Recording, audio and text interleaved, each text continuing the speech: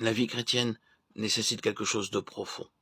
Et si nous sommes droits avec nous-mêmes, nous aurons le témoignage intérieur qu'il devrait en être ainsi. C'est l'explication de l'immaturité que nous rencontrons parmi beaucoup de chrétiens.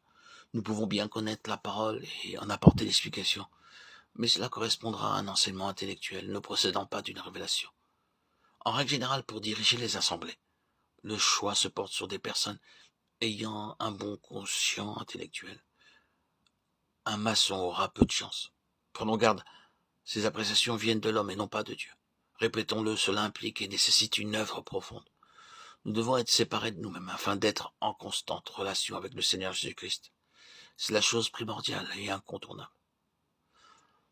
Si nous réfléchissons et considérons la situation dans laquelle se trouve le peuple de Dieu, nous constatons le grand dommage de la mondanité dans l'Église. Cela cause un dommage considérable alors que nous devons être le peuple du témoignage, des références, des gens exceptionnels, parce que nous avons une vie que les autres n'ont pas. Ceux qui nous côtoient devraient s'interroger. Pourquoi n'est-il pas ainsi? Nous sommes témoins des problèmes auxquels le peuple de Dieu est confronté. La cause ne se trouve ni dans mon frère ni dans ma sœur, mais en moi-même.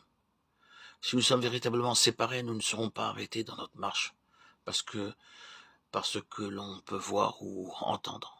Nous serons au contraire conduits à prier plutôt qu'à bavarder. Notre langue doit être crucifiée. Si nous ne vivons pas la croix, nous introduirons le monde au milieu de nous, et le monde apportera la faiblesse et la mort. Dieu ne nous utilisera jamais si nous épousons le monde, d'une manière ou d'une autre. Sans vouloir blesser personne, nous devons reconnaître que le monde vient du diable. Les gens sont conduits à se vêtir de manière ridicule, sinon indécente. Ce n'est pas un jugement, mais une réalité dont nous devons être conscients. Le Seigneur a bien dit, n'aimez pas le monde ni les choses qui sont dans le monde, car le monde est opposé à Dieu. Que signifie le monde?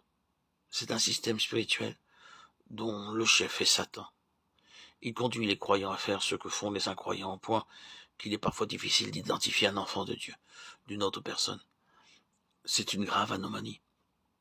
Tout ce mal vient de l'âme, et le problème se trouve dans l'âme de tout homme.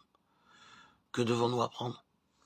Tout d'abord, connaître une transformation intérieure par la croix, car nous ne bâtirons jamais l'Église avec notre âme.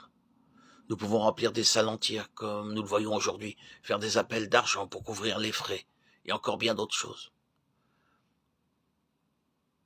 Cette constatation place sous nos yeux les causes profondes de cette situation, que nous devons considérer avec le plus grand sérieux. Tout enfant de Dieu qui a consacré sa vie au Seigneur atteindra le but. Voilà de quoi nous rassurer et nous tranquilliser.